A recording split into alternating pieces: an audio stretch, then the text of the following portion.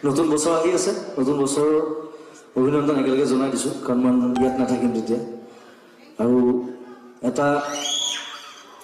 বহুত পুৰণা গানেৰে আজি অনুষ্ঠান আৰম্ভ কৰিছোঁ থেংক ইউ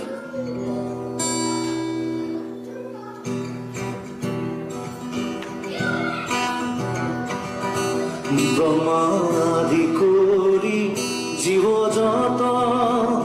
ৰাম ৰাম ৰাম ৰাম ৰাম মায়া সজা মাজে আশয় ঘুমতি যাই তুমি চৈতন্য সনাতন